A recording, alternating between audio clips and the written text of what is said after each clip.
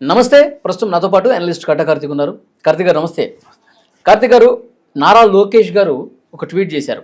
మద్యం కుంభకోణానికి సంబంధించి ఈడీ ఏ విధంగా దర్యాప్తు చేస్తుందో మాట్లాడుతూ, జగన్మోహన్ రెడ్డి తన హయాంలో ఏదైతే ఈ మద్యం కేసుకు సంబంధించి దుర్మార్గాలు జరిగినాయో అన్నీ కూడా ఒక్కొక్కటిగా బయటపడతా ఉన్నాయి.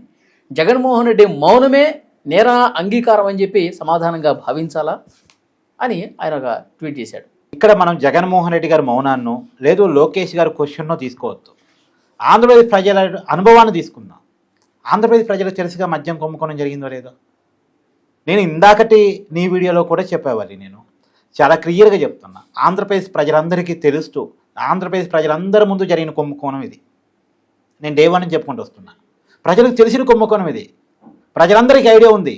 జగన్మోహన్ రెడ్డి అధికారంలో ఉన్నప్పుడు ప్రభుత్వం చేతుల్లో మద్యం షాపులు పెట్టుకొని ఎలాంటి బ్రాండ్లు తాపించాడు, ఆ తాగిన బ్రాండ్ల ఫలితంగా ఎలాంటి అనారోగ్య సమస్యల్ని ఆంధ్రప్రదేశ్ సమాజం చూసింది, ఆ తాగిన బ్రాండ్ల ఫలితంగా ఎంతమంది చనిపోయారు, అది కూడా జగన్మోహన్ రెడ్డి గారు అమ్మినటువంటి మద్యం తప్పుడు మద్యం ఏ పద్ధతిలో అమ్మాడు, క్యాష్ అండ్ క్యారీ పద్ధతిలో ఎలా అమ్మాడు, క్యాష్ అండ్ క్యారీ పద్ధతి మాత్రమే ఎందుకు పాటించాడు, టీ కోట దగ్గర కాఫీ షాపుల దగ్గర కూడా ఫోన్ పేలు గూగుల్ పేలు 5 రూపాయలకి 10 రూపాయలకి ఉన్న చోట కూడా 100 రూపాయలు విలువ చేసేటువంటి మద్యం బాటిల్ ఏమో 5 రూపాయలకి 10 రూపాయలకి రాదుగా.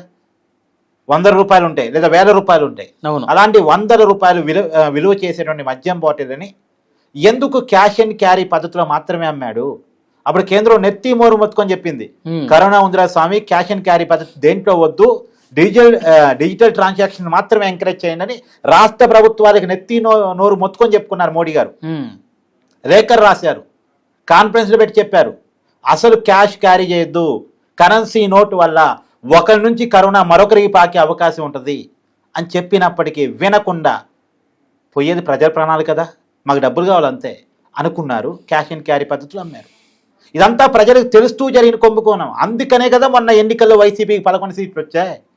ఢిల్లీ లిక్కర్ స్కామ్ని సిబిఐ ఈడీ తేల్చలేకపోయామేమో, కానీ ఏపీ లిక్కర్ స్కామ్ని అయితే ఈజీగా తేల్చవచ్చు. ఎందుకంటే ప్రజలే సాక్ష్యం. చనిపోయినటువంటి ప్రజలు. ఒకప్పుడు ఎన్టీ రామారావు గారు సంపూర్ణ మద్యపాన నిషేధం చేస్తే మళ్ళా చంద్రబాబు నాయుడు గారు మద్యాన్ని ఎరువులై పారించారు. మద్యం అనేది లేకుండా నేను చేస్తానని అధికారంలోకి వచ్చాడు. మహిళల తాళ్ళకి నేను రక్షణ కల్పిస్తాను అని అధికారంలోకి వచ్చాడు.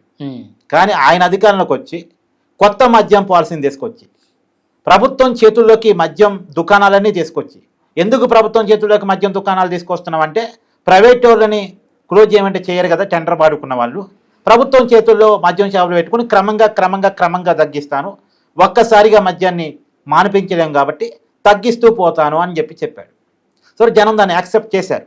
నిజమేమో ప్రభుత్వం చేతుల్లోకి మద్యం షాపులు తీసుకుంటుంది, మద్యం షాపుల్ని క్రమంగా ఎత్తివేయటం కోసమేమో, ఇది సంపూర్ణ మద్యపాన నిషేధంలో భాగమేమో అనుకున్నారు. తర్వాత మద్యం రేటు విపరీతంగా పెంచేశారు. ఎందుకు పెంచుతున్నావా జగన్మోహన్ రెడ్డి అంటే, మద్యం రేటు పెరిగితే జనాలు తాగటం తగ్గిస్తారు,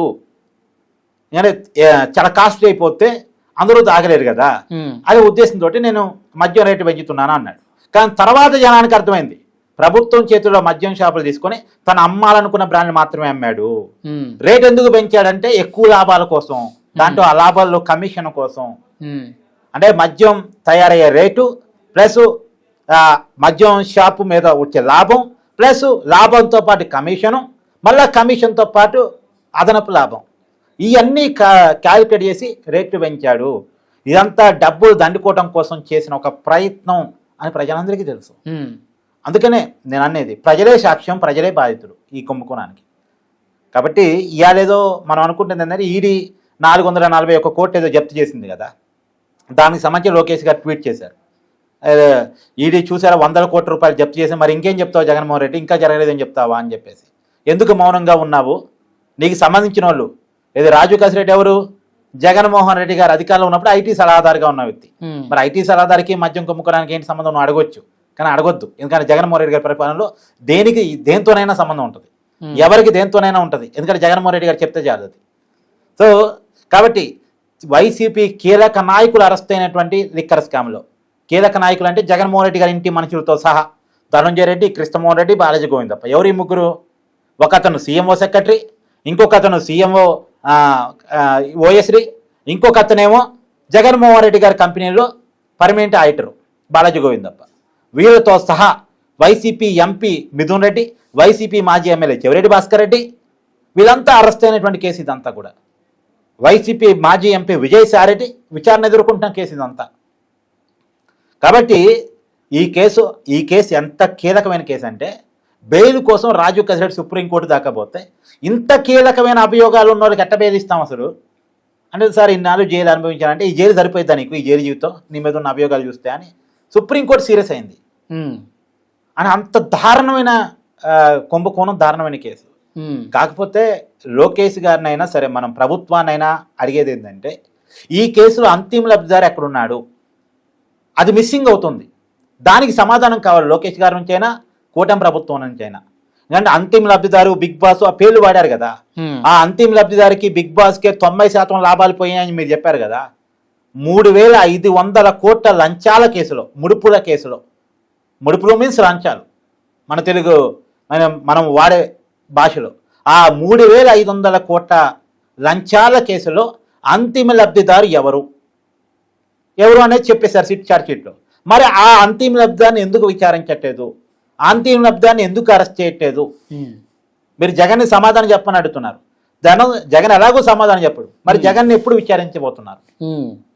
దానికి సమాధానం కావాల్సినటువంటి అవసరం అయితే ఉంది.